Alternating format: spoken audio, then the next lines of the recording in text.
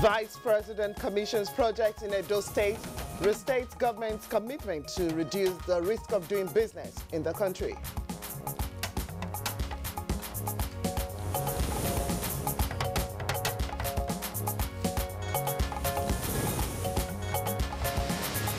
Nigeria's rate of inflation drops for 6th consecutive month.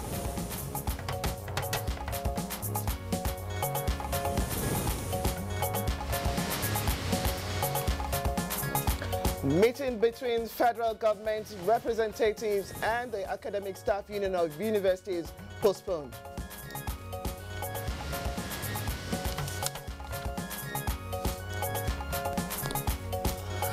Our focus on Good Morning Nigeria today is on the Nigerian Content Act, 7 years on.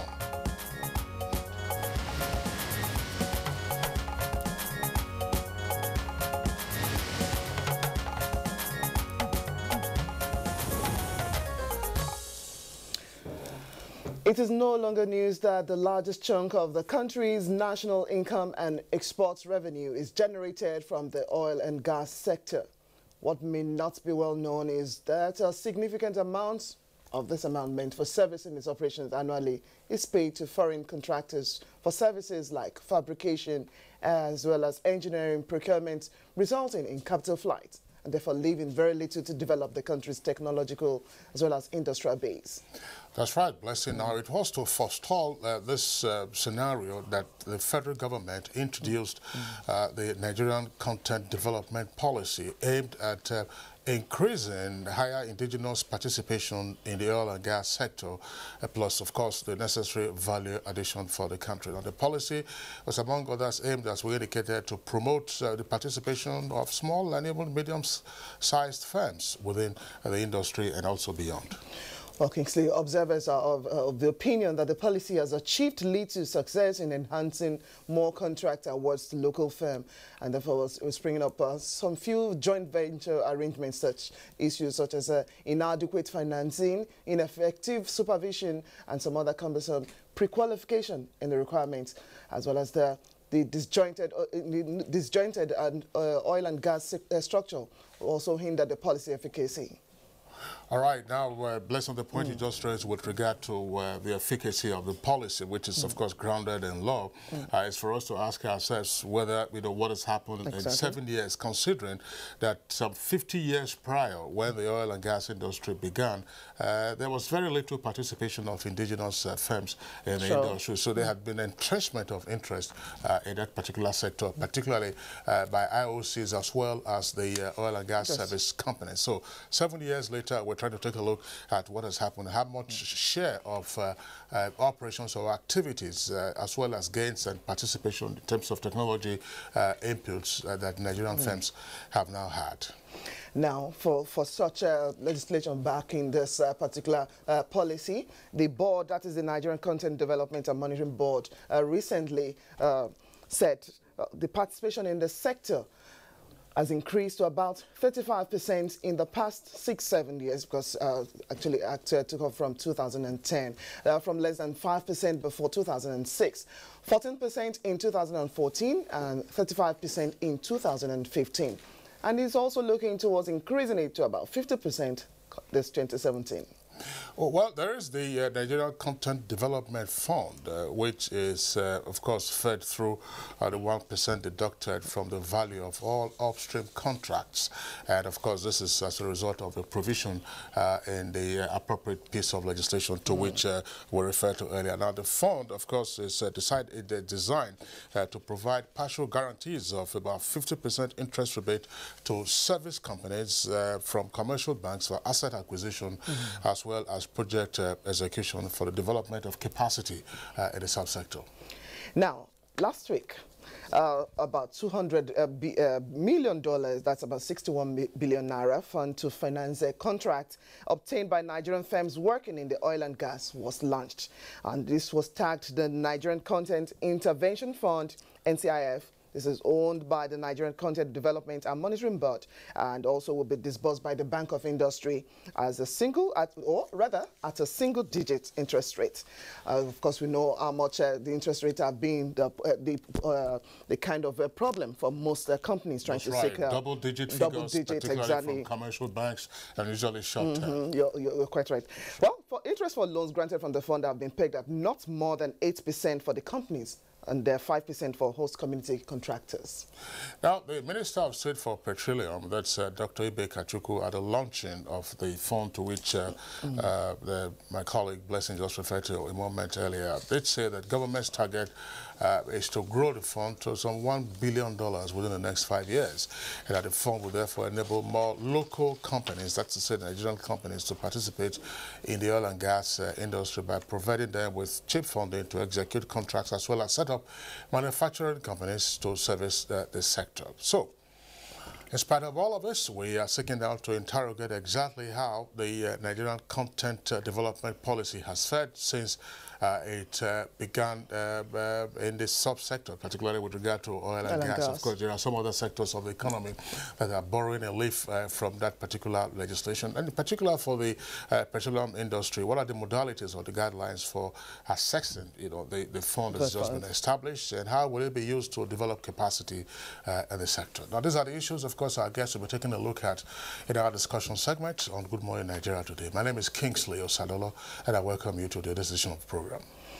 My name is Blessing Abu. Good to have you join us. It's the midweek edition of the program, and this is coming to you live from the network service of the Nigerian Television Authority, NTA. We'll bring to you our other companion segments, which include the newspaper review, business, sports, foreign, as well as entertainment news. But let's kick off with the morning news, and here's Fatima Omar Buba as our guide. Good morning to you. Good morning to you, Blessing and Kingsley. For Salah? Of course I am. I can't wait. Yes. Good morning to you all out there. You're welcome to the news. Vice President Yemi Osinbajo says the commitment of the present administration is ensuring efficiency and transparency drive is aimed at reducing the risk of doing business in the country.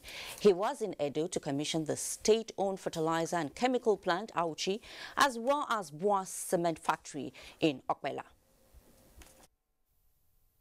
It will bring us closer to self-sufficiency in fertilizer production, and perhaps most importantly, boost food production and reduce food prices, ultimately enhancing food security in Nigeria. To the extent that it makes imports unnecessary, this plan will also help us to conserve our hard-earned foreign exchange. The governor of Central Bank of Nigeria, Godwin Emefiele, has assured that the Apex Bank will partner with stakeholders in the creative industry. This was the outcome of a collaborative meeting between the Minister of Information, Central Bank Governor, and some critical stakeholders in the creative industry. We have a responsibility to give you the support. Our Development Finance Department can work with you, but I think what comes really to the fore is the bankability of your project. And we must work together with the Ministry of Information and Culture, first of all, to assure a bank that your revenue can be captured. By nominating 3 high-ranking members of the police force, 2 DIGs and an ACP, as members of this anti-piracy committee. The committee has met, and during the meetings, for the first time in history, Alaba market, which up to now was thought to be impregnable, was raided twice within a few days. And the impact of that raid, I think, has sent shivers to pirates. Furthermore, the industry itself has realized that we cannot leave this fight for government alone. So we are quite alive to this responsibility. Synergy between fiscal and monetary authorities appear to be impacting positively on the nation's economic recovery and growth. This is evident as the nation's inflation rate, otherwise known as the Consumer Price Index, dropped for the 6th consecutive month.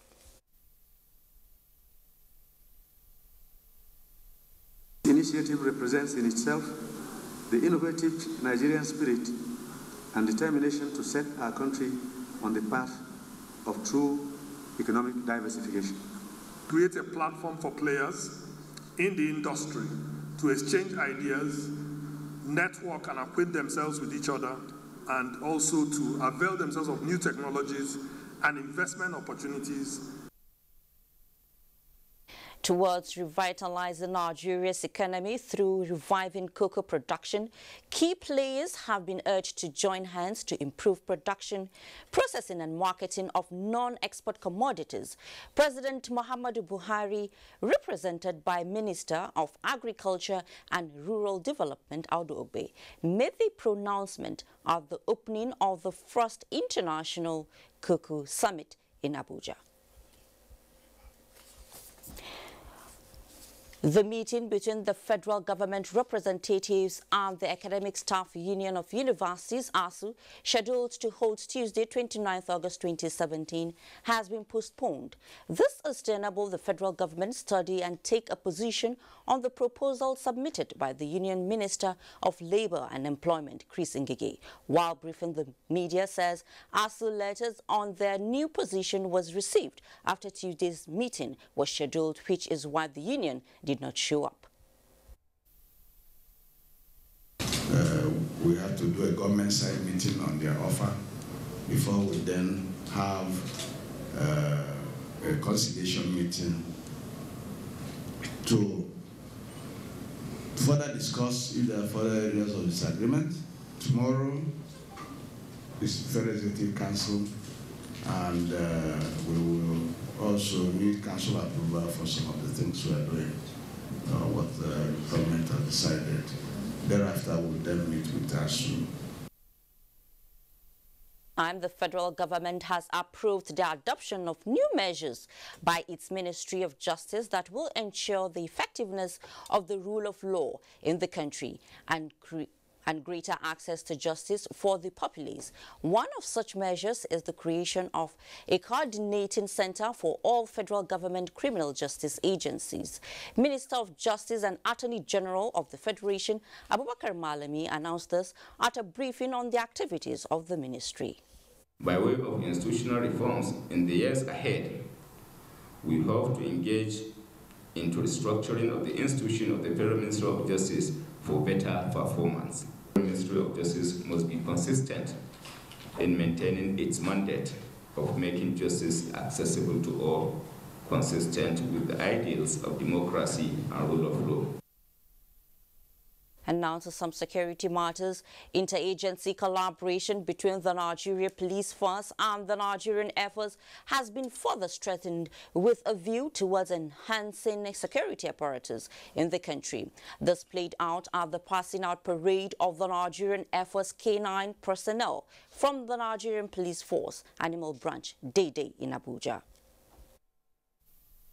This K9 training is aimed at harmonious and sterilization of canine units for effective substance direct detection and border patrol protection operations. The Chief of Air Staff has also approved the building of canines and deployment of military dogs to the northeast region to help in the fight against insurgency. The accuracies of use of dogs in detection of narcotics, explosives, crowd control, trailing and tracking of criminals, search and rescue operations of missing or kidnapped hostages cannot be overemphasized. And away from security, the airlift of pilgrims for the 2017 Hajj has ended Tuesday with the last flight conveying 267 persons from the Nnamdi Azikiwe International Airport, Abuja. Usman Ali reports that the pilgrims are those going through private licensed tour guide operators. Our operators were unable to get a normal scheduled flights for their passengers. And as part of our regulatory function, we have to intervene to make sure that all those pilgrims that registered with them are airlifted. Figures we have on ground is 267, and all the 267 passengers are boarded. I am the last one out that is going to board. And that's the news for now. Good morning, Nigeria. We'll be back after this break. Please stay with us. Hate speech is not a joke. It incites genocide and crimes against humanity. Most of Africa's civil wars are caused by hate speech from one tribe against another. We don't want it here. The Nigerian government stands firm against hate speech. I was distressed to notice that some of the comments, especially in the social media, have crossed our national red lines by daring to question our collective existence as a nation. This is a step too far. One nation bound in freedom, peace and unity. Nigeria, one nation, one people. This is a public service announcement brought to you by NTA.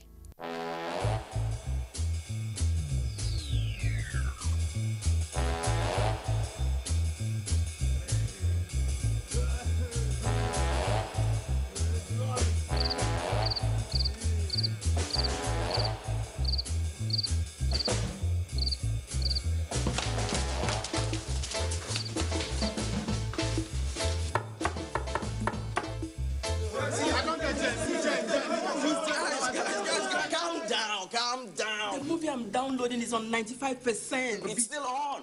Eh?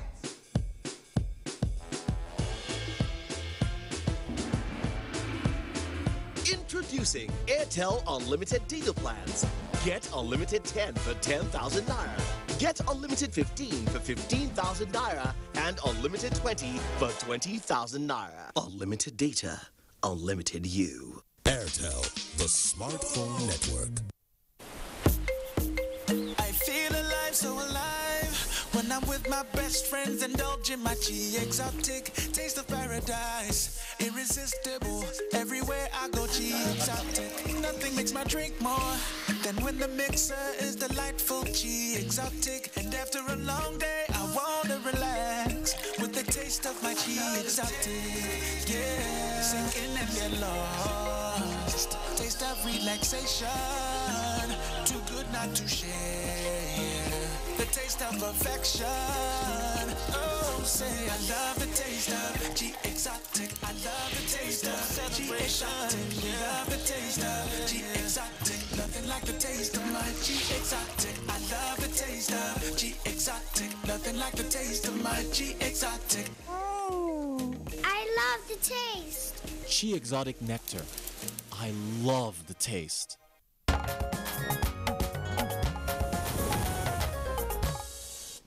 You're watching Good Morning Nigeria. Time now to take a look at some of the business reports we have in the package. Federal government pushes development of mines and steel industry with 5 billion naira and the Artisan and Small-Scale Miners Financing Support Fund. Let's find out more details of this as well as other business stories with Amina Najim. Thanks for joining us on the business segment. The present administration's resolve to integrate and address pressing challenges such as lack of access to funds and insufficient geological data, among other issues affecting the mining sector, has received a boost. This has come in form of a finance support fund. The fund has a pilot contribution of 2.5 million naira each from the Federal Ministry of Mines and Steel Development and the Bank of Industry.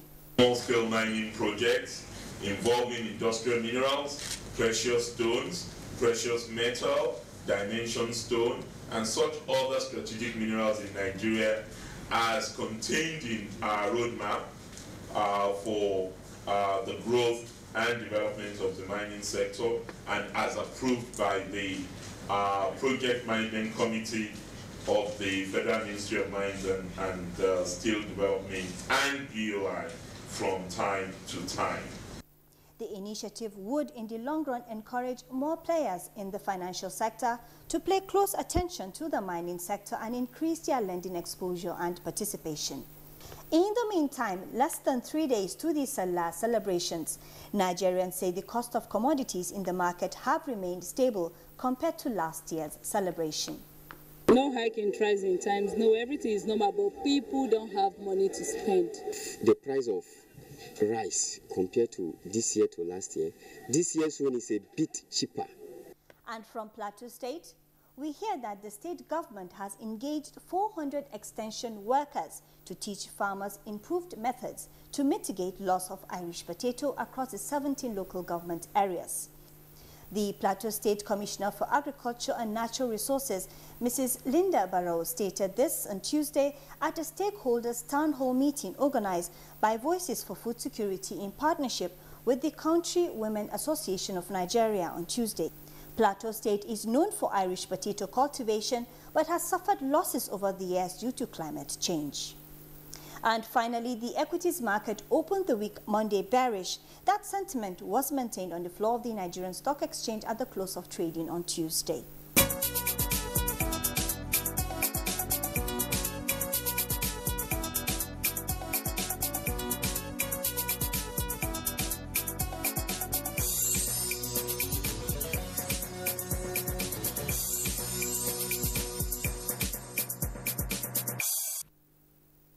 That concludes the business news segment on Good Morning Nigeria. I am Amina Nujin. Thank you very much, Amina Nujim, for the business package. Next for us, we'll take a look at the headlines on the front pages of some of today's newspapers.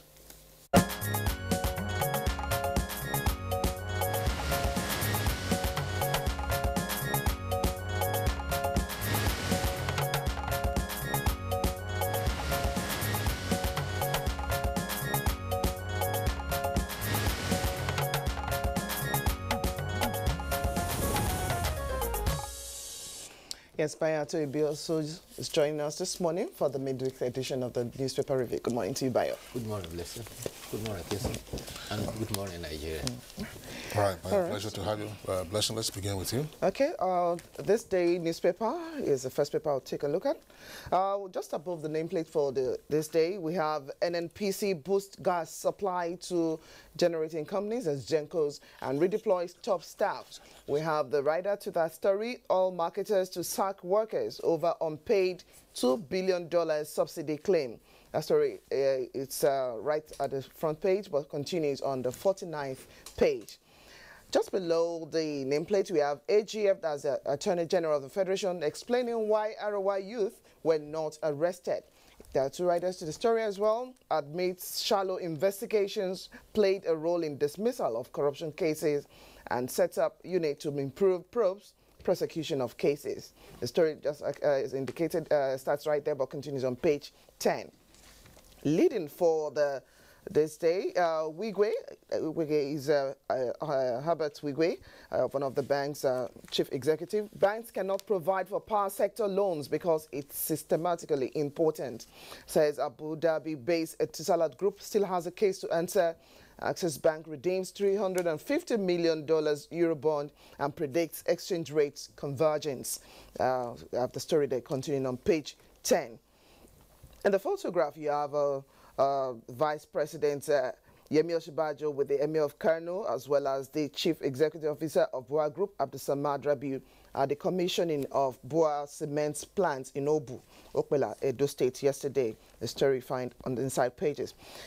Katsina Senator Kanti Bello dies after protracted illness. That story you find on page 51.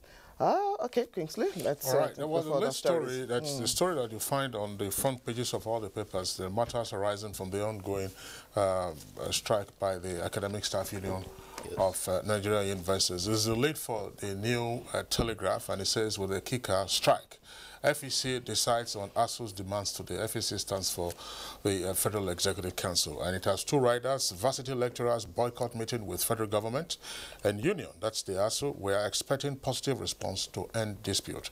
Details of the story can be found on page 2 of the New Telegraph. That story in a different pattern, it's also on the front page of the Daily Sun, at the foot of the front page of Daily Sun. You have it, it says, with one of the several headlines at the bottom half there, it says, total shutdown in universities imminent.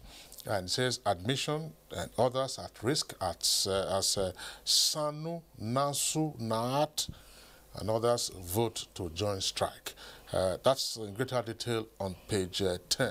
Of course, this SANU stands for, I believe the Senior Staff Association of Nigerian Universities, and NASU, that's the Junior Association, NAT, they are all related to tertiary institutions. So that's the story there with regard to the ongoing industrial action by ASUU. Now, other headlines you find on the front page of the New Telegraph newspaper, this time above a nameplate, marked back again to New Telegraph. Major shake-up rocks NNPC and 55 top officials redeployed. Below that, NNPC suffers 86 pipeline breaks in 1 month. That's on page 4 in greater detail. Now, you have a number of other headlines just below the nameplate. How pastor snatched and killed my daughter for ritual. That's according to the mother of the victim.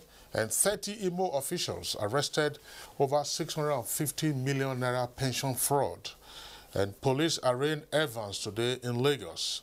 And 5 Nigerian pilgrims die in Saudi Arabia. Now, below the photographs there on the front page of New Telegraph, there are 2 headlines. Wike is governor of Rivers. How APC used INEC and police to rig Rivers poll. That's on page 3. And food preservatives promote obesity. That's according to a study. And details on page 10. Bayo. Yes, the Federal Executive Council, they meet today, will have to look at the current ASUU strike. The Minister of Labour and Employment, as well as Minister of Education and all the committees set up, were expecting to hold a meeting with ASUU yesterday, but to their surprise, ASUU did not show up. Rather, they presented to them another set of proposals, and there are 6 new proposals. The proposals include some of exemption from internally generated revenue and TSA, universities' salaries scale for teachers of the university staff school, and also setting up the university's pension group. The Minister of Labour and Productivity, Dr. Chris Ngige, says ASUU has brought out demands that are completely different from what was being negotiated by the Babalakin committee. Dr. Chris Ngige has appealed that ASUU should take to the path of peace and specifically take the interest of students into consideration. However, a newspaper, The Nation, says it appears ASUU is adopting an arm-twisting tactics with their demands having closed the university at a critical period when the academic section was coming to an end. They are now demanding to manage their internally generated revenue as they like. They want exemption from the TSA, and they want the university to set up its own pension group as opposed to what obtains in the Pension Act of 2005. They also want salaries differences to be taken over. And the paper says this salary had accrued from arbitrary employment and recruitment, which was not in compliance with IPSS. You recall that the Minister of Education had accepted some fault, particularly not meeting some terms of the references when they first met. And he made indications that by the following Monday, some monies will be paid, and it is said that about 23 million billion has been provided to solve some of the costs. But ASUU is demanding 825 billion accumulated since 2009. So there seems to be a stalemate here. Yeah, part of the issues that are unclear to me, I mean, I'm sure it's for the negotiators or the conciliators in the ongoing strike to resolve. What is being owed ASUU members? Is it the federal government that is owing them or state governments? Will the federal government also pay the monies that are owed by state governments? State governments, state governments also own universities. Yes. But state universities are also on strike. That's part of the issue. And then today they say the Federal Executive Council is meeting. Now, are they putting a gun to the head of, of the council to say, look, decide on this matter here and now, and say, okay, go and release the money, or all the matters that are on the table, resolve them almost immediately? Oh, now that they're saying there are new demands, so what are we going to... Okay. It will be a long drawn-out issue, but I think that what is important is for the matter to be handled, with a great deal of tact and care. The critical issues here are on a legal basis. When they declared this current strike, they didn't give the required notice. Secondly, they were expected on Monday to come for negotiations. Now, they didn't come. They are now made different demands altogether. So eventually, this might be going to Industrial Arbitration Tribunal. Well, let's go quickly over to the blueprint to other papers. We have the story about the ASUU strike is still leading for the blueprints. But just below the nameplate, we have only 40% 2016 constituency projects completed in 20 states. This is according to a report from Budget, and you find that story on page 6. Just like I said, the ASUU strike story is the one leading. We'll call off strike if. Well, the if is in a list, and you'll find out more details on the 6th page as well. That's the photograph you have there. Is that of the ASUU? Minister of Employment, Labour and Employment, Senator Chris Ngige, and a special technical advisor, as well as other members at the meeting. Cross River State Police Parade Pastor found with human heart. That story you find on page 5. 55 top guns affected in NNPC major shakeup. You find a story on page 34. 90% lunatics, victims of illicit drugs. This is coming from NDLEA. You find the details on page 14. Arms deal, why recovery of seized $15 million delayed. All the details, page 7. That's a story credited to the federal government. FRSC deploys 33,000 personnel for Salah. You find the details on page 15. And the story about the ex-Senate Whip Cantibelo dying at 72, you find on page 8. All right, let's go quickly to the front page again of the Daily Sun, and there are stories below the photograph. Of course, Evans appeared in court for murder and armed robbery. That's the late story, but below the photograph there, you have three headlines. We've already read one pertaining to the ongoing strike in investors. Our coup against Jonathan plotted in Sokoto. That's according to Amechi, who is Minister of Transport. And it says, Minister reveals how he and Tambuwal and Wamako planned ex-president's ouster. Tambuwal is incumbent governor of Sokoto. He was Speaker of the House of Reps at the time, and Wamako was governor of Sokoto at the time. Details of the story can be found on page 10. Quit order, why we've not arrested Arewa youth. That's according to the Attorney General of the Federation. And the story on the shake-up is also there. But in addition to the stories that we've read, the story that Blessing read from the front page of Blueprint a moment ago, that story is also captured on page 3 of the New Telegraph. The headline is probably more explanatory. It says, legal process delays refund of $15 million from South Africa. That's according to the Attorney General of the Federation. You recall that was 3 years ago, September 2014. South African authorities seized, some cash that some persons had taken on behalf of the federal government to procure arms in the fight against Boko Haram. That was 3 years ago, and we're still struggling to get $15 million. I mean, there were indications that on account of the relationship between Nigeria and South Africa, President Jacob Zuma was here, President Buhari is also been to South Africa, and the matter is still dragging.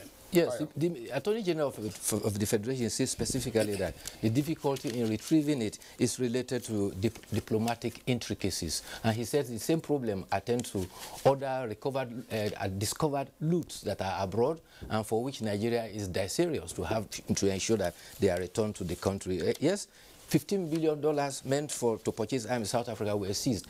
When President Jacob Zuma visited Nigeria, he also admitted that, yes, the South African government is aware of that, but there are internally judicial processes that are supposed to be completed, and the moment those are completed, the money certainly will be returned to Nigeria. But, some of these diplomatic things take quite a long while. Meanwhile, the office of the same Attorney General yesterday says it's going to create a central body that will coordinate criminal prosecution. It is intended to stem two main challenges. It's part of the policy to establish an investigation unit to advise on shortcomings in investigation that have led to the federal government losing many of its cases. And it will also address shallow investigation that have led to dismissal of corruption cases. The minister says that this will entail a coordination between all the prosecuting agencies involving the economic and financial crime, the ICPC, and all the prosecuting agencies. All right, Bayo Tebi, well, that's the much that we can take in our municipal segment today. Thank you for being with us today. Unfortunately, we don't have photographs out of Houston, Texas, you know, with regard to the rescue efforts. I mean, the fatalities, the numbers, yes, have increased.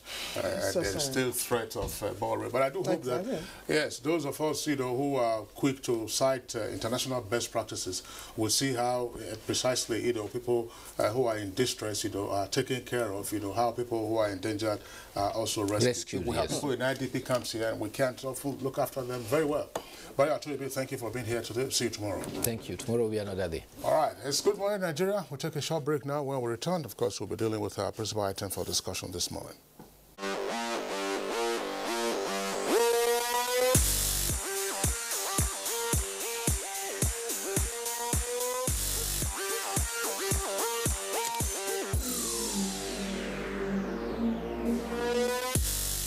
Chivita Active Fruit Juice, unique quality blend of 6 citrus fruit juices. Want to dance?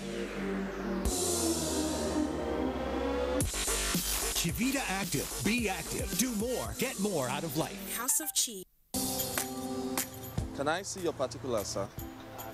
Officer, my particulars no dey here. In that case, you'll have to come with me to the police station. Officer, which levels? Where I for find you something make you take arrange your weekend. What? Offense number 1, driving without particulars.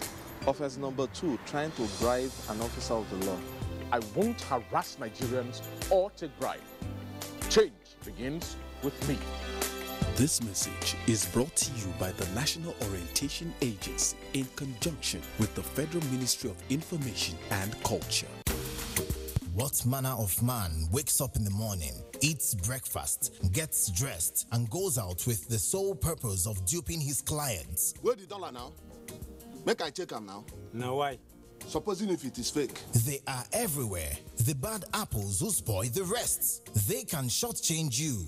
They also swap your good currency and give you counterfeits. These people are criminal. They are the bad money changers, mostly on the roadsides. And they don't even get office address. Honesty means nothing to them. You know that happened like this. Where's my money? Watch Prophet John Bull this week and see how this rot manifests, even as you laugh like never before. Eh? Buddha, come and separate us now. You're not a serious minded fighter. By now, if I don't see a person, over and out. Brought to you by Glow, the largest data network. Glow Unlimited.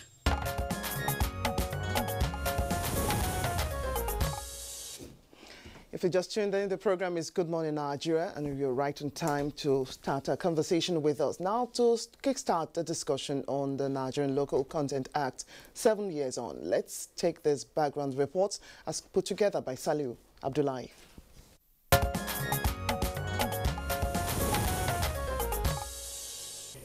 Nigeria is Africa's largest producer of crude oil and the 6th largest exporter of oil within the OPEC bloc.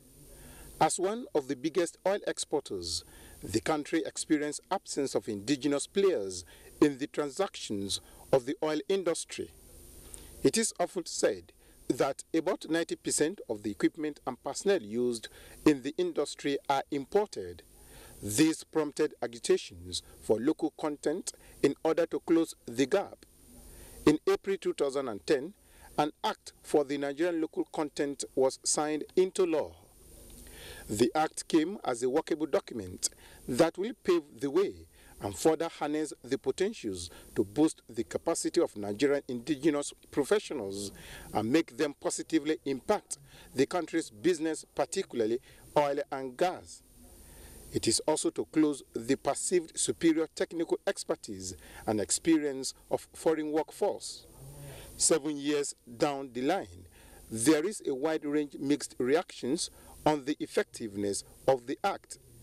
Lingering issues such as artificial barriers which militate against indigenous companies and personnel managing and controlling the sector, protection of indigenous contractors who are allegedly oppressed, and lack of access to funds are identified challenges. It is worthy to note that the local content law also establishes the Nigerian Content Monitoring Board, which is charged with the responsibility to manage the coordination, monitoring and implementation of local content law. There is limited local participation in this vibrant sector that has the potential to improve the standard of living and provide gainful employment for many. A worrisome situation in view of the fact that Nigeria have both the expertise and skills needed to perform effectively and efficiently in the sector. The questions many are asking range from how many companies currently benefit from the fund, what is responsible for the bottlenecks in accessing the funds, why do expatriates still do most of the jobs which ordinarily Nigerians can do. These and many more questions our guest on Good Morning Nigeria will provide answers to shortly.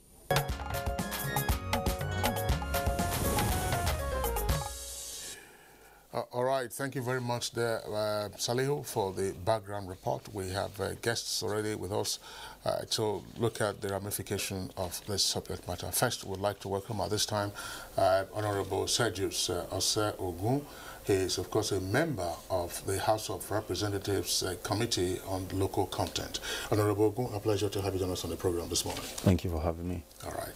And from our Lagos Network studios, we have a number of guests there. We'll first begin with Bala Zaka. Bala Zaka is a petroleum sector analyst. You can see them there. Bala Zaka is in a red tie. I can see from my monitor here is the first. There's a lady in between them. Then you also have Mayowa Owolabi. Mayowa Owolabi is the managing partner, Pistis Partners in Lagos. Mayowa Owolabi, that's the gentleman you would say to the right of, extreme right of your screen. And then, of course, a consulting analyst with Nonadek Nigeria Limited, Chiagozie Nwobodo. Ladies and gentlemen, our pleasure to have you join us on the program from our Lagos Network studios this morning. Thank you. Thanks for having us. Thank you. A blessing. So our guest said we hopefully will be joined by another guest in the course of the conversation via Skype once we're able to establish the links. Of course, it's all right. We understand that the Skype connection is ready. Well, I'm sure we'll find time to join the Skype person. Absolutely, yeah, he'll be joining us from London for this conversation. Let's begin with Honorable Sergius Ogun with regard to the Nigerian oil and gas industry. Of course, you are a member of the committee, and of course, the first presumption is that on the basis of your oversight, you already have an indication of what's playing out. 7 years down the line. What do we know now about the implementation of the Nigerian Content Act with regard to the oil and gas industry? What has changed from what was before 2010 and what is in 2017? Well, thank you. I think a whole lot has changed, even long before the Act came into existence. I was a practitioner before I came to the House. I was a CEO in an oil service firm before I came to the House. Before Obasanjo came on board, the local companies could not tender for services with the IOCs. Clearly, I remember we got a letter from Ogewonye then, I think it was the general manager something in NAPIMS, to even register in Mobi to do a service. And they said we were registered for a whole year. For 1 whole year, there was no service. We were not called for anything. And then thereafter, they said it has expired. You could not gain access to the IOCs to do any job. But with the pronouncement by Obasanjo, even before the Act came into existence in 2010, that opened the doors. They could not advertise their services. So that opened the window for local companies to get in. For example, we got into Chevron without registration, because that was advert we put in. We're casing a running company, and just then they came for evaluation with the support of the NAPIMS and all. They said, look, you are amply qualified because you're already doing the service. And that was then. It was after we won that, having gone through all the processes through NAPIMS and all the 2+1 contract, and that we were registered in Chevron, just speaking like a local company. So I'm saying far back in 2010, thereabout when Obasanjo made the pronouncement, things just took off. Yeah, before the Act even came in. So yeah, before the enactment of the Act. So with the Act, I don't think we have moved enough. Now we're still talking about 40-something% compliance. I think that's, I thought we would have achieved more by now, but it's better to start than never. All right. Oh, sorry, blessing. Yeah. You know, you've talked about services. What does the Act target, and what are the services available in the oil and gas industry, again, for the benefit of our viewers? You've used the expression IOCs, that means international oil companies. Yeah, but what are the services available that Nigerian companies, were not able to tender for or bid for, and what else does the Act seek to address? Well, basically, the Act is addressing the taking on board the local companies, giving them opportunity to have a fair playing ground.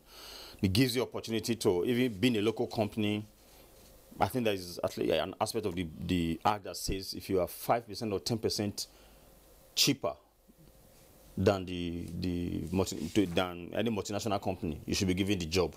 And then also, okay, now I give you an example of some of the services that or the local companies could not get involved with before, from directional drilling to casing and tubing to fishing. When you say fishing, it's not deep sea fishing. It's fishing for tools in an oil well. When you are drilling, a tool falls into the well, you have to bring it out. That's what's called fishing. So there are so many other aspects that right now the local companies can get into that they could not get into before. But the primary thing I'm trying to state here with NIPEX, NAPIMS and all, now these services are advertised. So it gives the local companies an opportunity to say, look, I have this capability and to get in there. All right. Thank you very much, Honorable Ogun. We'll come back to you in the course of the discussion. Now, let's return to Lagos, where we have our guest still seated, lady and, of course, the gentleman there. But Stabala Zaka, let's take a look at what exactly. So, yes, Honorable Ogun here has already started taking a look at what the Act itself stipulates in terms of services or what other areas of local management as well as their control for the oil and gas sector for the local populace here. Now, what exactly has worked and what seemed not to be working in favor of those considerations for local practitioners? Yeah, first of all, in addition to what the Honorable elaborated or explained, we also need to ask further question. What is local content generally about? Local content generally has to do with the encouragement and integration of indigenous capacity and capabilities.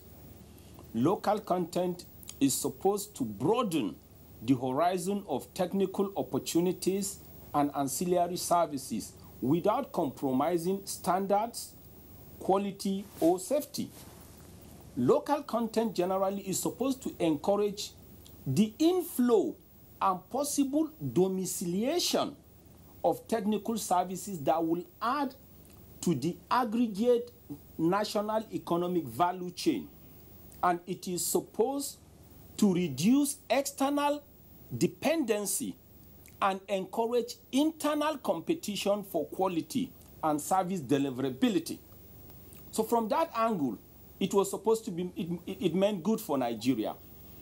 But personally, I would not want to feel we are not doing well, because the Act came into being in 2010.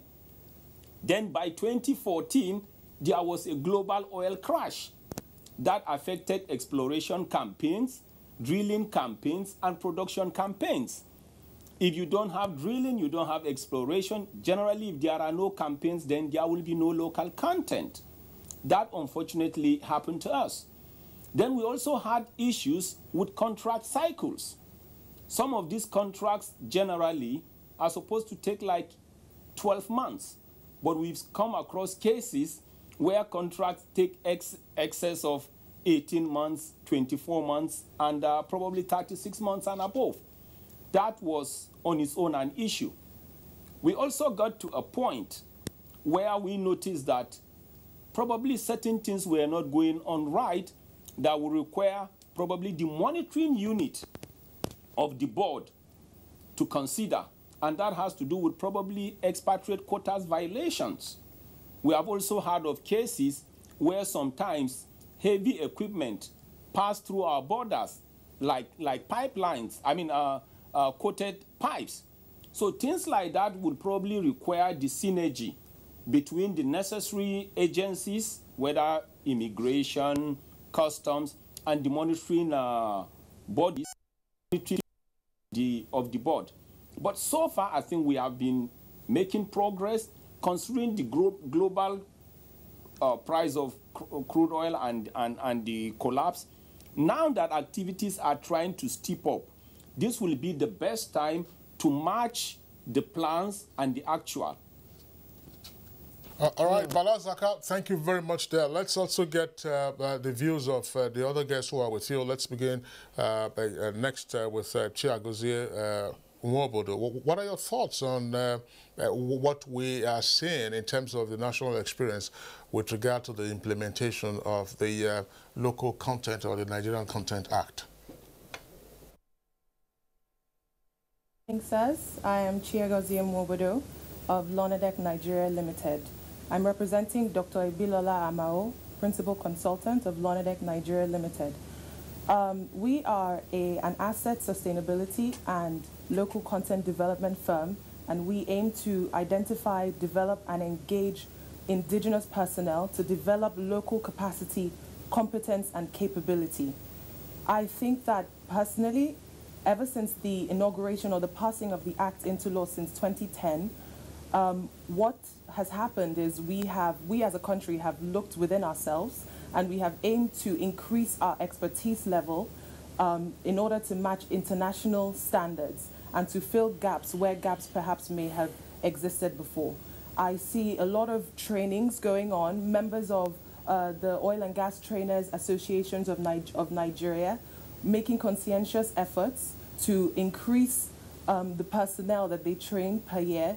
I know for a fact that we as Lonadec, we do our bit towards local content and capacity development. We are the pioneer providers of trainings which are internationally certified and qualified, and we deliver technical and non-technical trainings, which is where I think there are gaps in the oil and gas industry. Well, thanks. You've spent quite a while, Chiagozie, in telling us what your firm does. But let's move on to Mayowa Owolabi. Mayowa Owolabi, it's the Nigerian Content Act. Has it been a game changer in the oil and gas industry? Yeah, good morning. Thanks for having me. Yes, I would confirm categorically that it has effectively changed a lot in the operation of that industry. Prior to the enactment of the Local Content Act, we had an analysis that reflected that local content participation for Nigerians was fixed at 3%. As recently as the middle of this year, a research and assessment that was done reflects that the local content participation has actually increased to 28%, which is at variance with what the Honorable said. He put it at 48. Now, if you look at that trajectory, between 7 years, we've been able to move from 3% to 28%. Now, the 28% which I mentioned is an assessment that was done by the board itself. Now, the board is charged with monitoring the sector and ensuring that policies are implemented. So the data that they've released should be reliable. We have done quite well. That is not to say that ideally this is where we should be. There have been problems which have been identified with the implementation of the Act over time, and one would expect that ideally the results that the Act was intended to guarantee should be much more than that. Now, you would find that prior to the promulgation of this particular Act, that there were other laws which have been put in place to encourage local content participation in most of our sectors. But the Act was a game changer in the sense that it was, for the first time, it was a legislation that had a blueprint that covered everything. Before now, we had provisions in the Industrial Training Fund Act, in the Petroleum Production and Drilling Regulations, and also the provisions of the Company and Allied Matters Act itself that was supposed to encourage local participation. The Act, as a game changer, changed things entirely. Like I said, there are problems. And these problems as identified are relating to things related to implementation. If, for example, you look at the funds, the Nigerian Content Development Fund, which ideally over time should have grown and should be accessible to local and indigenous participants in the oil and gas industry, you find that fund has not been accessed easily. The numbers show that only 3 companies have been able to access it in 7 years. We understand that he has a deposit of over 600 million naira. There's no reason why more companies should not have access to these funds. So answering your question directly, yes, it has been a game changer. But are we where we should be yet? I think not. I think there's room for improvement, and I think that also the monitoring board should also do more in line with the enforcement. We should see more prosecutions. We should see more efforts made at enforcement. If there are defaulters, they should be gone after and prosecuted, and it should be put out there in the public terrain so that it would serve as a deterrent to people, and so that they will know that the law is for real and that it's being implemented effectively. Mr. Mayowa Wolabi, now still with you in Lagos. Return to Mr. Bala Zaka. Earlier, you touched on the issue of capacity as well as capability in handling some of this area. Now, what are those seeming frustration really in being able to implement the act in its totality, according to the dictate of those who wrote who put up this policy? Personally, I am yet to see frustrations.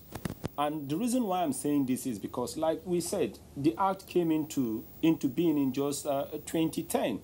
By 2014, campaigns, what I mean by campaigns is drilling activities, exploration activities, completion and production activities basically nosedived. And if you don't have activities, you don't have campaigns, then local content values or contributions to the aggregate value chain will not be seen. That was the key thing that happened. Then, like we said, while waiting for the oil and gas industry to pick up, we knew that contract cycles have been issues. And when you come to probably defaulting, most of the international oil companies and some of the indigenous oil companies have really been complying. But if you don't have real activities, you will not know or properly assess the extent to which indigenous companies and the required capacities have been able to up themselves in terms of quality, service deliverability, and safety. And if you cannot assess this effectively, I think it will not really be fair to say there is serious frustration or we are not doing well. From the way things have been going so far, I think we are on the right path. We can do better. And we need to also have this at the back of our minds. When we say local content, we are not saying we wouldn't want to see experts. That blend is necessary because we are talking about cross-fertilizing and sharing of knowledge. Remember, we also have Nigerians that go outside in the capacities of experts. It's all about sharing knowledge. Maybe we need to ask ourselves questions like, what is a Nigerian company? What is an indigenous company? My understanding is this. A Nigerian company is a company that is registered under the Company and Matters Allied Acts, and it's operating within Nigeria, but principally has a shareholding of more than 51% or a minimum of 51%. That means you can actually have 51% of everything about you being Nigerian and probably the 49 being foreign. That does not stop you from being a local company. But the key thing is the aggregate contribution to the value chain. Something needs to also be made clear. When we talk about local content here, we're not talking about taxes or monies we need, but we're talking about developing our indigenous capacity. And as we are upping our indigenous capacity, we are reducing our external dependency in terms of critical services like probably fabrication and others. Balaza, sorry, while you're still on this, we're going to introduce our other guests who's joining us via Skype. But just for us to indicate, because we are discussing local content, there is actually, as we know, the Nigerian Content Development and Monitoring Board, the headquarters in Enugu, and that's the capital of Bayelsa State. The executive secretary of that board was invited to be part of this discussion, but unfortunately the timing wasn't convenient for him. But we do hope, of course, that going forward they will also have their input. But of course we have quite competent guests to take a look at this issue and then proffer their own opinions. We have been joined at this time by Engineer Geoff Onuoha, is Vice Chair of the Petroleum Technologies Association of Nigeria, PTAN. Is joining us via Skype. It's in the U.S. Mr. Engineer Onuoha, a pleasure that you are with us on the program. I'm not quite sure now which of the time zones you are, but pleasure having you on the program. Thank you very much. I didn't quite get your questions very well, but I'll just say good morning and thanks for having me. Yes, I've been involved with the Act. We followed the progress of it, and we have pushed for it from the beginning. And by we, I mean indigenous companies like the company I work for, my own company, DG Technical Limited, and also the associations that I'm affiliated with. We made a big push to have that Act and to get it into law. And I would just say something in summary because I missed some of the beginning part of this discussion. But I can say one thing is this, that we are happy that this law was put in place. It is working. We can make it work better, but it is working for Nigerian companies and it's working for Nigerian people. It's creating opportunity. The whole idea is to create opportunity for Nigerians to participate effectively and to exploit those opportunities to grow capacity in manufacturing, capacity in fabrication, capacity in research and development. And we see elements of these things coming together. There's still a lot more we can do. So, but we're in the right direction. The trajectory is right. Engineer, thank you very much. Well, of course, you've already kicked into the conversation. This is the very first question we are asking you.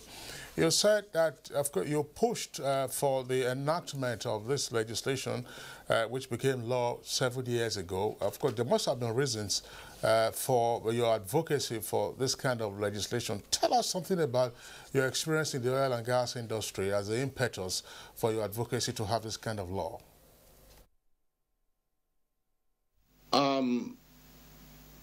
Can you just repeat that, what you just said, because I didn't quite hear you. You were asking about our experiences with respect to in the oil and gas industry with respect to the law. Is that what I understand that you asked? My question is this. What was your experience in the oil and gas industry as the rationale for you advocating for the enactment of this act to encourage local content? Very much. I think that's a very good question. Let me just tell you a very brief story that explains all that. I had worked with a lot of Nigerians in the oil and gas industry, both internationally and locally. And I remember one of my colleagues at some point wanted to come back to Nigeria to contribute. He came back, took out all his savings, started a company. And this is somebody who was working in Venezuela. He came in and started a business, had the capacity and capability to deliver work.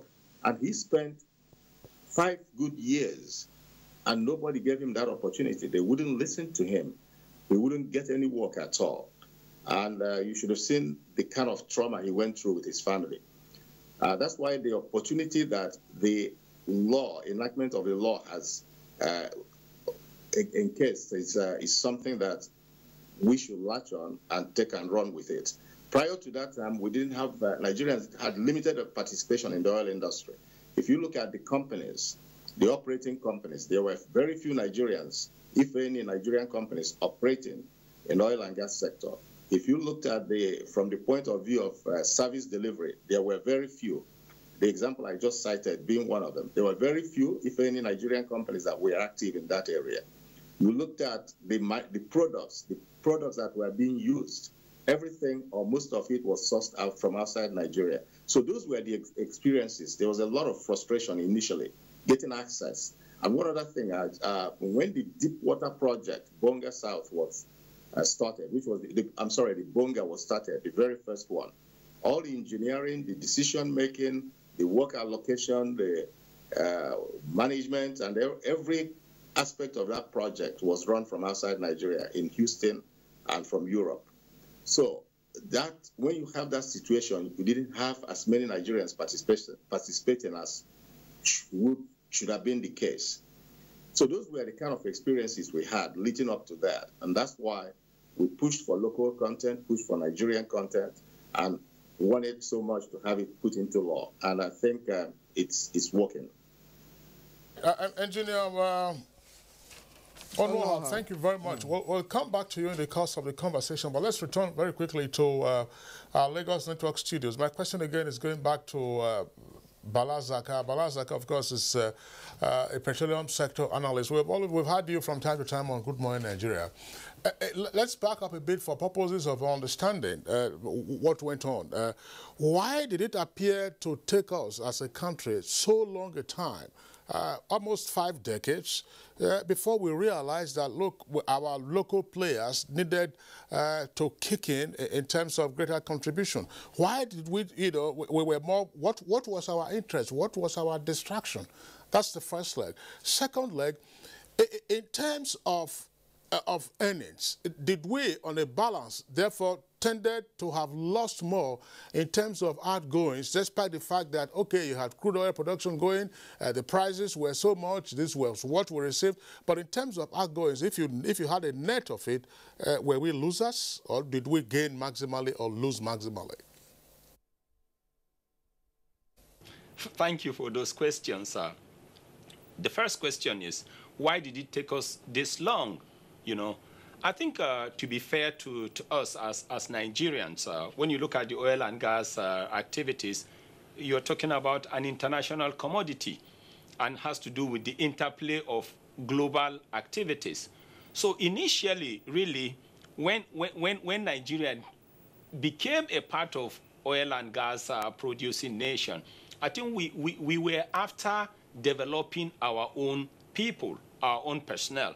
And like Engineer Onuoha said, we got to a point where we now started having competent Nigerians who have worked outside the shores of this country, and they gathered the necessary experience, technical capabilities.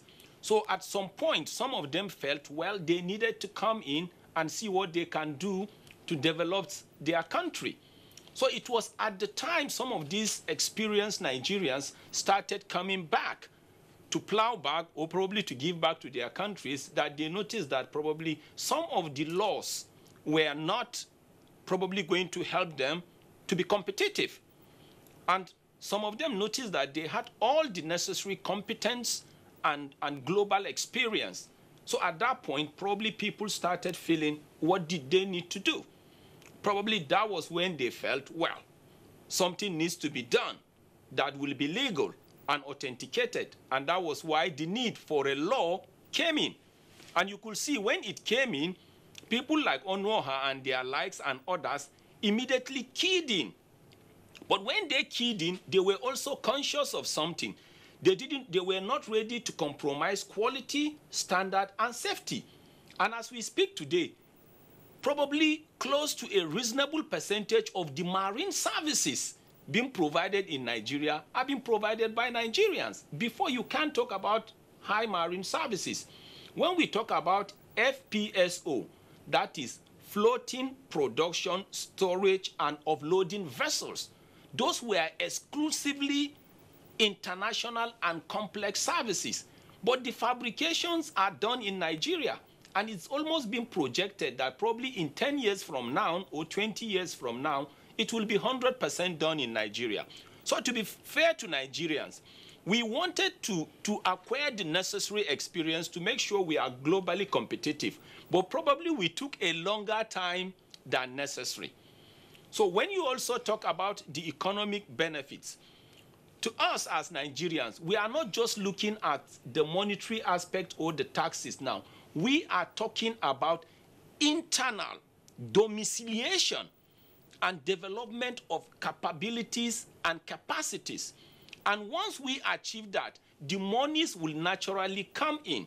But the key thing it will help us to do is it will reduce the level of external dependency, and it will encourage us to compete amongst ourselves, make our mistakes, and within us as Nigerians, pick the best that will provide that service quality and deliverability to the entire Nigerians. And that will develop our aggregate oil and gas industry and contribute physically and visibly to the national economic value chain.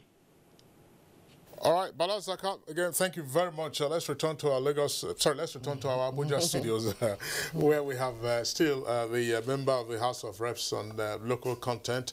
That's Honorable Ose Ogun. Honorable Ose Ogun, again, let's look at the scope of the Act itself, the issues covered. You've told us your experience in the service industry. Let's see, from your oversight, how much of the scope of the Act are we more comfortable with now in terms of enforcement or in terms of implementation, and where have Nigerian companies clearly so, the minimum, of course, we're looking at 51% in terms of the shareholding structure. Where have we made the most inroad? Yeah, thank you. I think, like, I agree with Bala to a large extent. When you define a Nigerian company, you're talking about in terms of stake in the company, shareholding. Yes. I think that can be very faulty. But I think we should look at that later, because that is already happening. Where you see a foreign company just putting Nigerian there as an MD, and they are practically running everything behind the scene. You know, but I think the monitoring board needs to take a closer look at that, because that is already happening. Like I said, I'm a practitioner in the industry. I could see some of my competitors doing that already. But again, the law we are going to strengthen the law to take care of that. Now, talking as a lawmaker. Because what does it really take, like Bala said? Here you register a company, 51% is Nigerian, similarly Nigerian. Then what about the masquerade behind the scene running it? They are experts. That easily can take out Nigerians. But having said that, I think we have done well with the Local Content Act. Compliance is a big issue, because not too long, I think that was even last month, the House of Rep now, under the leadership of Imai Kong, the chairman of the committee, or local content committee, sent some expatriates away from Intels. Because we discovered that most of the jobs, now I even asked a question in that committee meeting. You have somebody who says safety coordinator. I said, Olebri was 1956. That's been how many years ago? And are you telling us we don't have anybody that can manage safety in a company like Intels? Intels is just a logistic company. So I said to the guy, you don't belong here. And there were so many of them like that. So again, that's where we think the board needs to monitor things. We have, my wife works in the industry. I mean, she has master's degree, she's into remediation and all that. And there are so many other Nigerians that are like that. Even in safety, I know people that are PhD in safety, and they have worked in so many companies.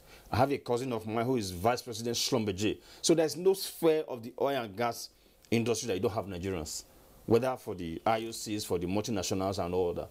So what we need to do now is to put the feet of the board, that's the NCDMB, to fire and get them to monitor these things. Otherwise, we can fret away the opportunities available that this act has provided. But in your oversight, the area you're just talking about now has to do with abuse of expatriate quota. Exactly. That's specific. That's abuse of expatriate quota. Yes. Why does it appear challenging for the board or for other, of course the board is charged with its responsibility, to identify these persons who ordinarily shouldn't be there? Is immigration also involved, or should it be involved? That's just a big masquerade, the immigration. We had a stakeholders meeting. The Controller General could not attend. I sent a representative, I think a deputy, whatever. And she was there challenging the very fact that we don't have powers to challenge them. And we made it clear to her. I think the Executive Secretary, NCDMB, was there. Now, look, this is not the issue. She read the act, the Immigration Act, to us, letting us know that they have powers to allow expatriates to come in. But we are saying for the good of Nigerians. Yes, but what are these guys coming to do? Are you working with the NCDMB? You know, it showed clearly that they were just after the revenue that's coming in from giving visas to these people. But are there no sanctions already stipulated in this act to actually work on defaulters or people actually trying to shortchange the government? There are sanctions, and that now there has been repatriations for them to go back and get the right documentation, and then even the companies will be sanctioned that if they repeat that again, they might have to be sent out of the country.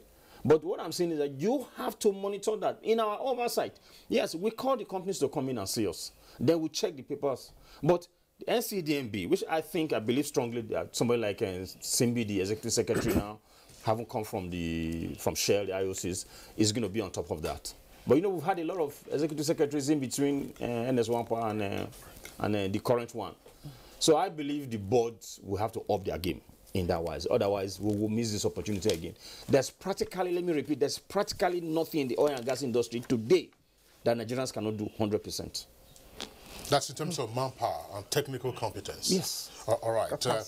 Honorable Sajus Ogun, thank you very much. And then, of course, the other guests, including the engineer, gentleman Onwaha, who's still with us via Skype from the U.S., and the three guests we have at our Lagos Network Center. Let's take a short break now. When we return, we'll take our viewers' reaction by way of tweets, and then we'll continue with the conversation. Nigerians. Suicide bombers are not spirits. They are not ghosts.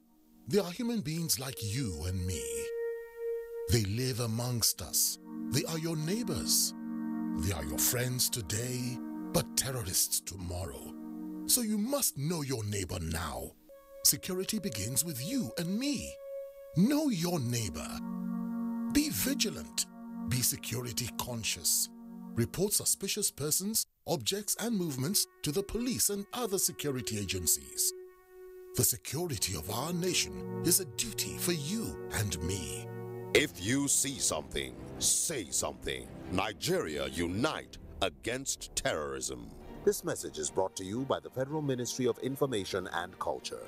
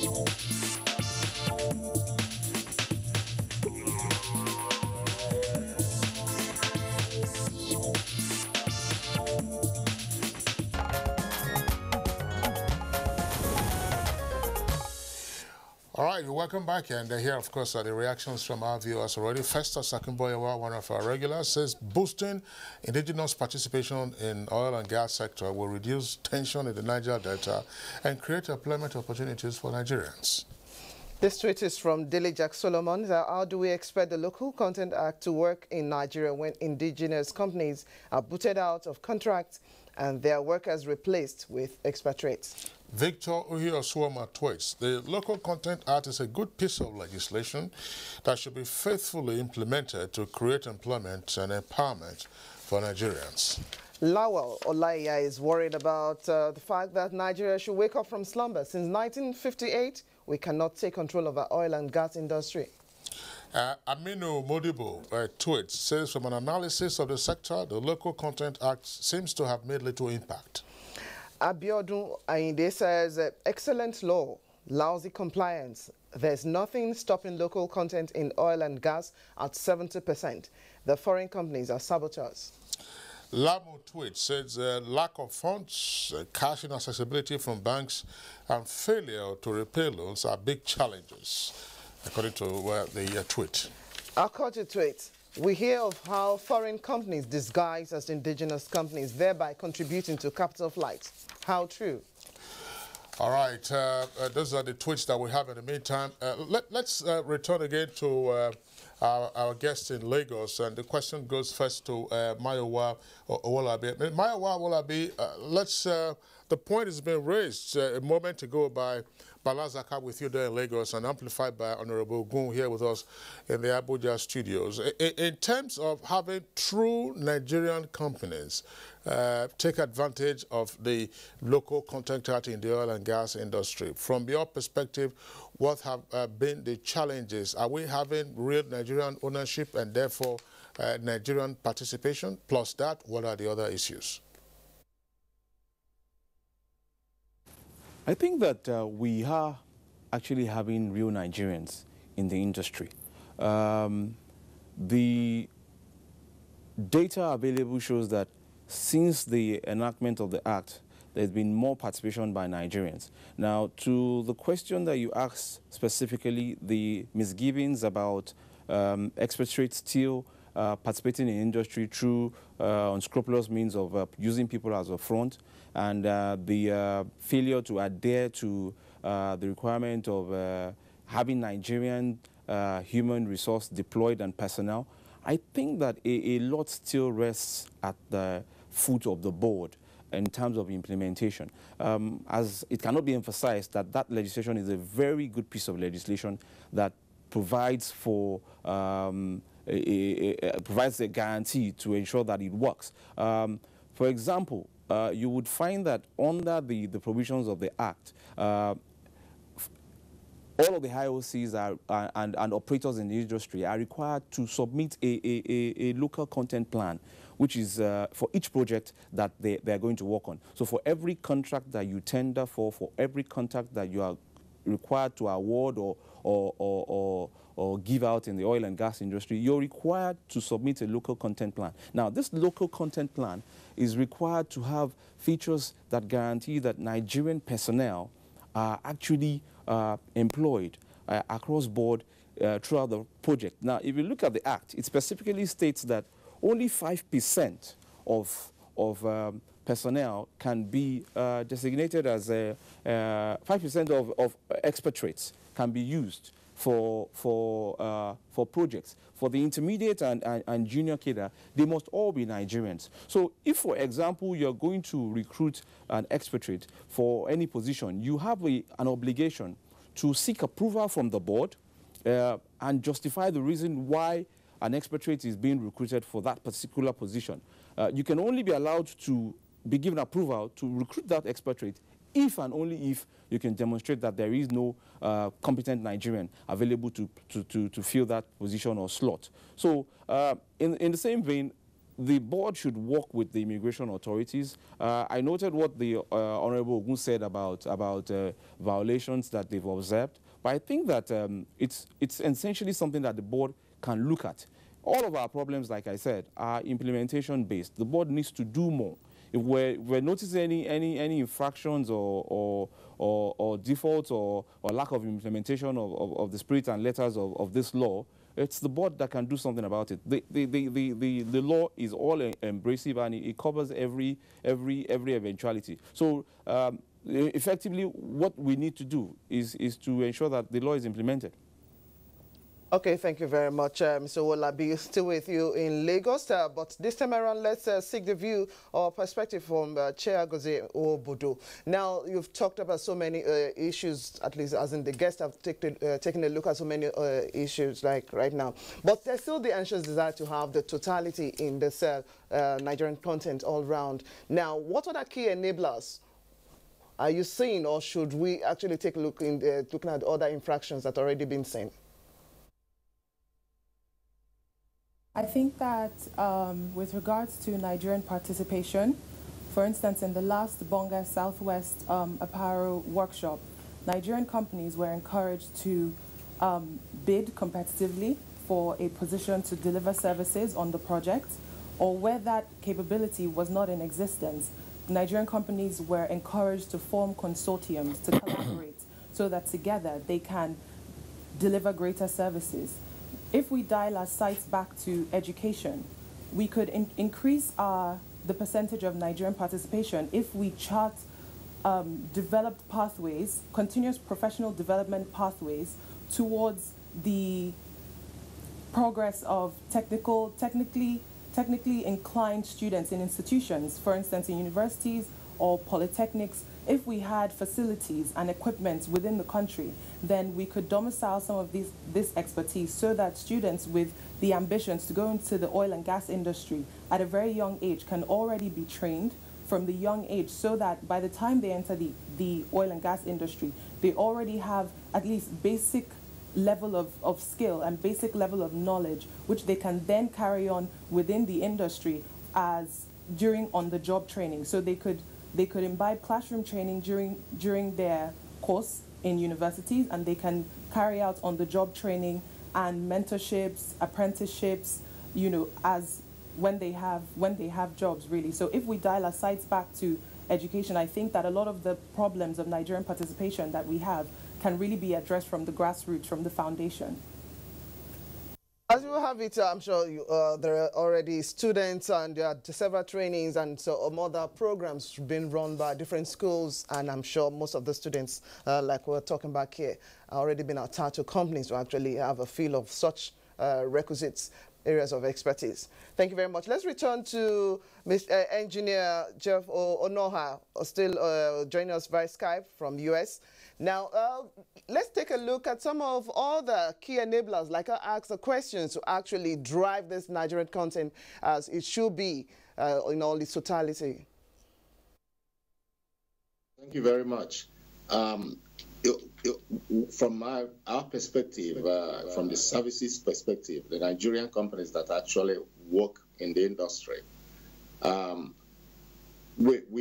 are certain things that we are pushing for and we are advocating that should be put in place to accelerate the benefit we can draw from it.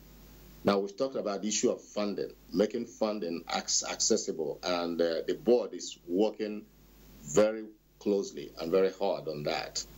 Now, there's the issue of contracting, making sure that companies that have been established, young Nigerian companies, thrive.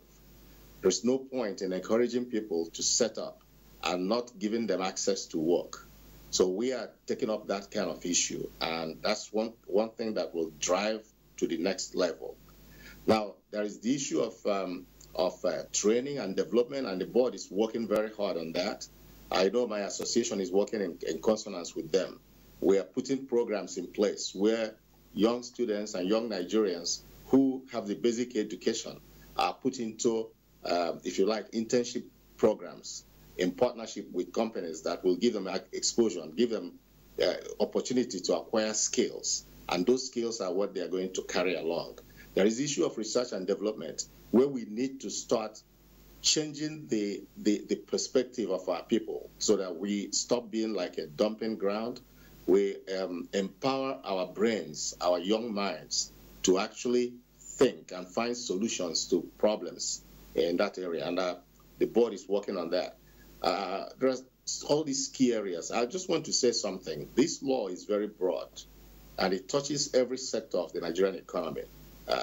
We haven't even talked about the opportunity it creates for people in insurance, in banking, in financial services, in training. And what the board has been doing, from what we observe, is they are looking for, if you want, the areas of the biggest impact, so they can start from those areas and slowly expand. I just want people to be very positive about what the board is doing. Then they're looking at the other areas. How can we carry over from the services delivery in oil and gas to manufacturing, which impacts every sector of the economy? And at the Assembly of the Council for Regulation of Engineering that held last month, that was the theme. And the board was there, and we were there. I was there. I gave a paper on that and showed an example with my own company, how we went from services, from just delivering services, to do some backward integration and start manufacturing based on the opportunities that are created. I just want people to be a little bit positive so that 50 years from now, we can look back and not ask ourselves, what have we done in the past 50 years of having this law in place? Thank you very much. You're saying 50 years from now, but there are already concerns that the age of oil is already coming to a close. So this 50 years from now, probably we'll be dealing with renewable energy. But while we're still while the world is still dependent on oil, let's pursue this matter a bit further. You talked about funding. We'll come to that presently because it's one of the issues. We have a report, of course, involving the Minister of State for Petroleum with regard to what the government is doing to provide more accessible funding to Nigerian companies. But one point that I would like you to speak to, still with you, Engineer Onuoha, this has to do with fabrication, which is one of the key aspects. There are some Nigerian companies that we've read about in the media with regard to their participation. I think Lee Engineering Company, that's the one by Lee Bear. There's another company here in Abuja. It has to do with pipelines. I think Dr. Telecom is involved with that. And there was a company that was whose product or whose facilities were publicized. The former President Goodluck Jonathan and then the Minister of Petroleum were there somewhere around the Lagos area. I'm not quite sure what the name is. And also recently, there's another company somewhere in Bayelsa or somewhere in the Niger Delta. How well are we doing with regard to fabrication and then provision of inputs that we can get from the local environment? There's a lot of work that is happening in that area, and you cited some examples. There are a few yards where things are made, where fabrication is happening, and what I can tell you is from my own experience and what we have observed, what we've seen. If you compare what has happened 7 years since this law has been made with what was happening before, is like night and day in the area of fabrication. There's so many fabrication yards in around the Warri area, around Port Harcourt. You mentioned even Lagos. There are many integration yards. I think you probably were referring to something like Ladol, where the FPSOs are being integrated. These things are happening. We can do more. And I know we're always challenging the NCDMB, and that is the role of every Nigerian. We have to keep maintain the pressure on them so that we can accelerate these initiatives that are taking place. But I can assure you that more Nigerians are going into fabrication. There are so many contracts that are coming up now, which as recently as 15 years ago, Nigerian companies wouldn't be participating in. But these projects now are being run by Nigerians. So things are happening. A lot more can happen.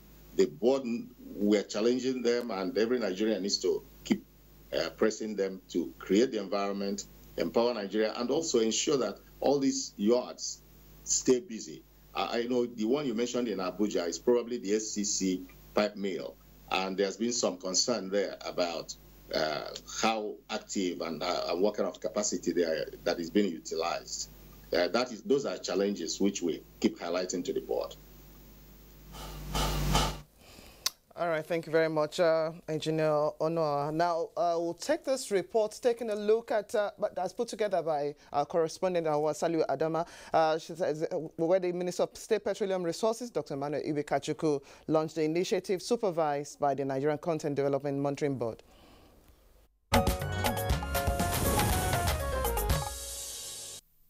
Statistics indicate that about 2 million job opportunities and $380 billion in capital flight were lost by Nigeria in the oil and gas industry due to the inability of local players to actively participate in country in 50 years. It is now 7 years that the Nigerian Content Development and Monitoring Board came on board. With a mandate to develop local capacity, about 5 of the $20 billion annual industry spend is now retained in country, representing 26%. However, funding challenge remains a major clog in the goal of a 70% in-country value retention, a challenge which the launch of the $200 million intervention fund at a single-digit interest rate is expected to address. For the Minister of State Petroleum Resources and major players, it is a demonstration of transformational leadership as all qualified Nigerian contractors in the oil and gas sector can access the loans. It's not just enough to do the policies, you need to back it up with funds. So for me, very critical to the success of growing local skills, growing local companies, ensuring that we meet some of the targets that we're setting for ourselves in terms of local participation. And our PETA members are being You know, you make profits, the bank takes them as interest and everything. Really going to impact in the oil and gas activity. Matters concerning the development of the oil-producing state. This is one of it, and which will go a long way in making peace. We also wanted the funds to accumulate, and we also wanted to set out a very transparent process in the spirit of this present administration to ensure that there is a proper utilization of the fund, there is a clear line of sight, and there's honesty in how it is implemented. Nigerian Content Development Act came into being in 2010 solely to boost the participation of indigenous players through value addition across the chain.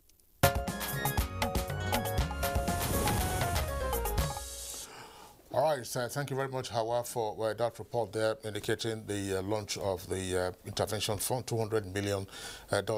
Honorable Ogun, funding is one issue that Nigerian players complain about, but there are two legs to this. What was the challenge in the first instance with Nigerian companies accessing whatever fund was available, and what impact is the new intervention fund likely to make? It will make a lot of impact. Well, I think what was Bala? Somebody said about 3 companies have been able to attract the funds. That has been a major issue. I remember when they were putting this law together, well, again, I was in the industry. What was told then that, well, when you contribute with 1%, the board is going to be able to give you a facility at international interest rate.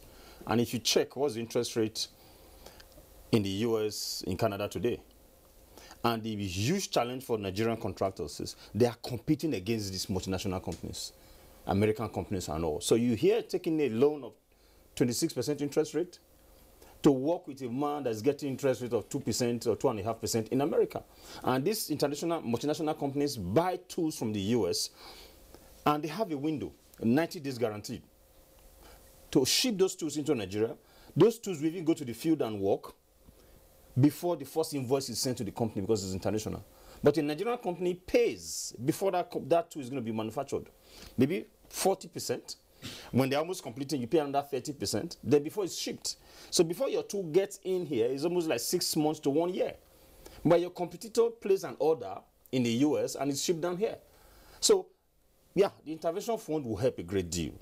But again, talking about single-digit loan, well, that has been in existence really in oil and gas. The dollar-denominated loan is usually around 9%. So I'm thinking, or I would have thought that with the intervention, it should come to about 6-5%.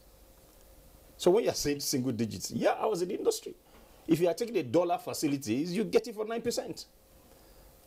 Maximum. That's the upper limit for the interest rate? Yeah. So if you are intervening now, you're putting more money there, we should be talking about the Nigerian companies getting for 5% or less. And that's the international rates. Because the companies, these local companies are competing against, are getting for far less in their home country. All right. Balazaka, Balazaka in our Lagos Network Center, what's your reaction? I totally agree with the Honorable. But there is something also I probably need to bring up here. The Nigerian Content Development and Monitoring Board is actually a monitoring board. It does not award contracts. We need to get that clear, right? It does not control contract cycles. It does not control the coming in of expatriates. It does not control or monitor the borders. What it does generally is to look at how things are going to be implemented as a monitoring board. So that board requires or needs the cooperation and the holistic support of everybody.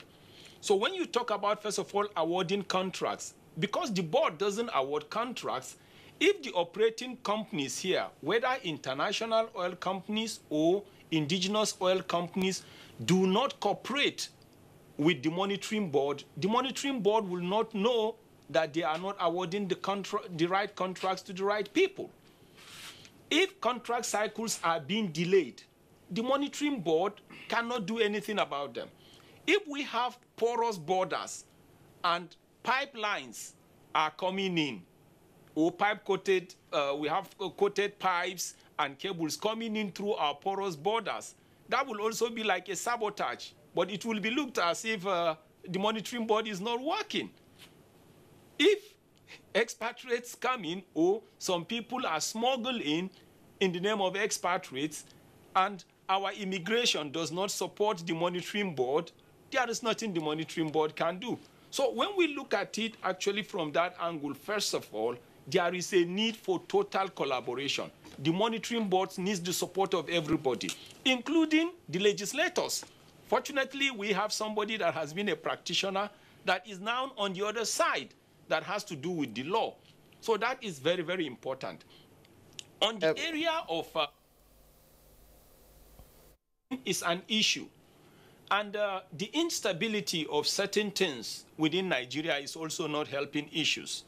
Because if some of us remember, probably 5-6 years ago, there were some Nigerian companies that needed to collaborate, probably to get some spare parts or other ancillary materials that they didn't have to enhance their local capacity and capabilities.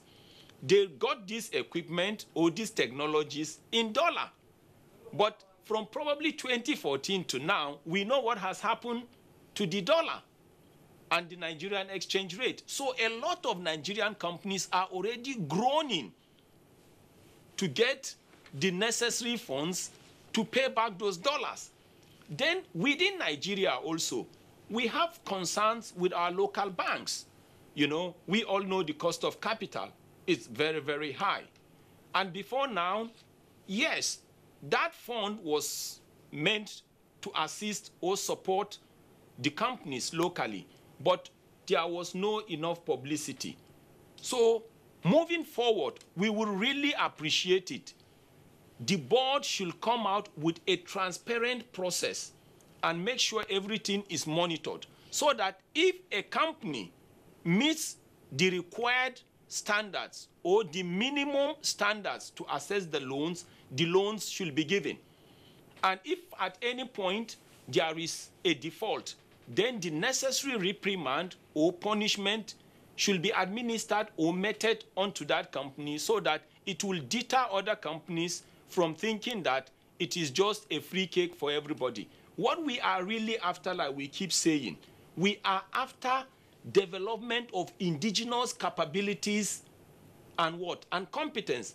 And that was why we said, if pipe comes in through the borders and our customs don't support, what they only get is monetary benefits, either cash.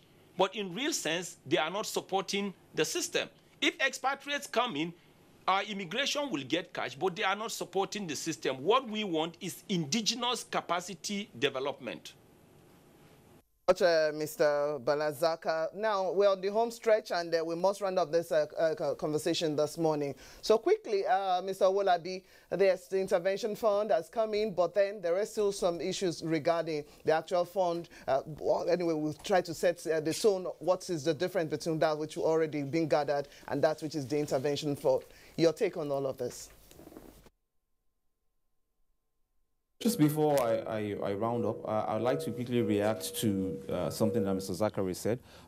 Whilst I agree with him totally that the collaboration of all industry stakeholders is required to assist the board in implementing its duty, I disagree totally with him at the point where it appears that the board is powerless. Now, in defining what they are required to do, they're only described as a monitoring board in parlance. If you look at the Act, they are not only required to monitor, they're required to implement. Now, so if there's for any reason a non-compliance with the Act, it is only the board that can do anything about it. As a commercial lawyer, I can tell you for a fact that I've had to work for clients who are frustrated out of contracts that ideally they should be performing by companies that were supposedly local content compliant. But unfortunately, they didn't have a locus to challenge the award of such contracts because it's the powers and the authority to determine what amounts or constitute to a local content compliance is vested solely in the board. So really, the powers of the board are enormous. In closing out, I would like to make comments on the funds. We're happy to note that the board has indicated that they're doing all that they can to ensure that the funds are accessible. The recent developments with the intervention fund has also helped in shoring up what they have. As at middle of this year, they said they had over 600 million. With the recent intervention and injection of 200 million, they have 800 million. So they're actually growing the funds. We would look forward to a situation where these funds become accessible and available to local industry practitioners. All right, thank you very much, Mr. Wolabi. Let's return to Engineer Geoff Onuha. Engineer Geoff Onuha, let's get your thoughts on the question of the Nigerian Content Fund as well as the new intervention fund. How salutary is this likely to be? That's, again, one leg. Then the other leg of my question, if you're hearing me clearly, is there's been an announcement about the latest bid round for marginal fields. Marginal fields are where Nigerian companies, are known to play in terms of campaigns, to use the expression by Balazaka, prospecting, exploration, and production. What is the level of synergy between the Nigerian companies in the marginal fields and then the Nigerian companies that are also service providers or fabricators?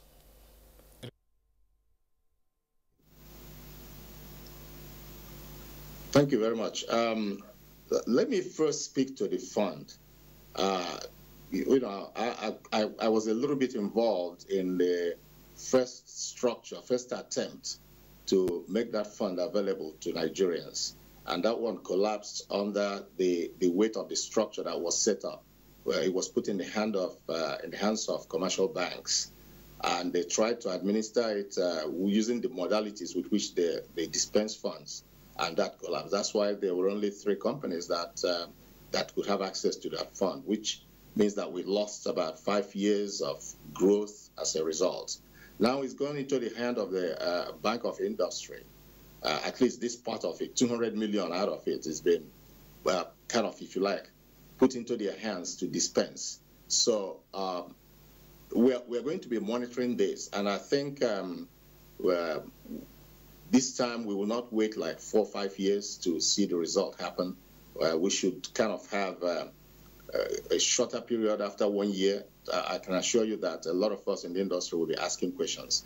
We don't want because we highlighted a lot of the problems with call-off contract, with 30% guarantee. There were some limited structural limitations that we are putting. So this time we kind of engaged with the board and told them these are issues that impacted that.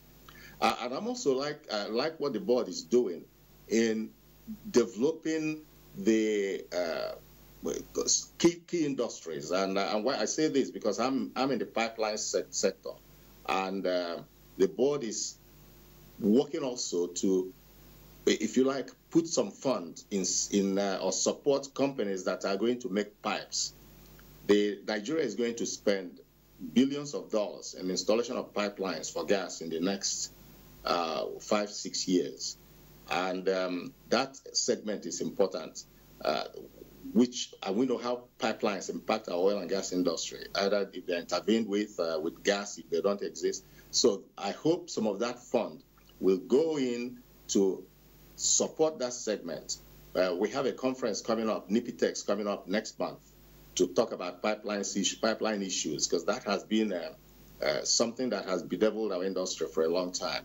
And I hope some of that fund will go in there, and we will kind of pass that message to the board. Now, regarding the marginal field question that you asked, I think when this thing started, a lot of Nigerian service companies were really disappointed. They were let down by the limited access they had to our own indigenous operators in the marginal field sector. That is improving now, but I can tell you we need to improve it more. What happened, some of the things we saw was that these Nigerian companies, whom a lot of Nigerians fought to get into the law, a segment in the law which stipulates that they be given priority in allocation of fields, in sharing out fields. When they got those fields, a lot of them went to multinationals to have the work done when Nigerian companies are there waiting and basically idle. So that has happened over the and we hope, and we are kind of taking it up individually and collectively to sensitize our marginal field operators, and we're also engaging with the NCDMB. I know they have their hands full with the operators, and we're hoping they'll get to the point where they can ask our Nigerian operators that question. How much of Nigerian companies are you engaging in your work? And how many of them are you giving access to your work? That area needs some improvement. Thank you very much. Of course, as always, we are pressed for time when we have a number of guests as well as a very interesting subject matter, as we always do. There are a number of tweets that have come in, but let's take this second set very briefly, Blessing, and then we sign off all our guests with appreciation. And need tweets. One of the major challenges here is the stringent conditions to access loans from banks. Olaji has a tweet. It took us so long because for a long time we were sold to the sophistication from the use of foreign companies. And then Ruben Chimieze tweets. Now, some of the expatriates are not better than Nigerians, just that we tend to yield to them. And at this call, Abdulaziz says the Local Content Act was supposed to be a game changer, but unfortunately, Nigerians are still being fired in oil and gas companies to give room for white expatriates who were nothing more than fishermen, bouncers and laborers in their own country. Poor law enforcement. Now, Alagbala Taiwo tweets. Now, the Local Content Act was a good one, but too late. After 50 years of oil exploration and production, we are still discussing Nigerian participation. And from Ben is this tweet. If we are to bring in experts, we should make them to also train some of our Nigerian youth so as to fill those gaps as time goes on. That's what the law says. All right. Well, those are the second set of tweets that we can take. We'd like to thank Engineer Geoff Onwoha, Vice Chair of the Petroleum Technology Association of Nigeria, Pitan. You joined us via Skype from the U.S. Thanks a lot for your insight. And also our guests in Lagos, Bala Zaka, always a delight having you on Good Morning Nigeria, Petroleum Sector Analyst. Bala Zaka, appreciation also to Chiagoziem Umwobodo, who is, of course, a consulting analyst, and Mayowa Owolabe is a managing partner of a firm in Lagos. Mayowa Owolabe, thanks a lot. And with us here in the Abuja studios, Honorable Sergio Soseogun, as a member of the House Committee on local content, and of course a player in the oil services sector before his election into the House. Thanks a lot for your insights as well. Thank you for having me. All right, Blessing. Yes, up next, I'll take a quick look at one of our segments. Let's talk sports this morning. Team captain Michael John Obi is at the head of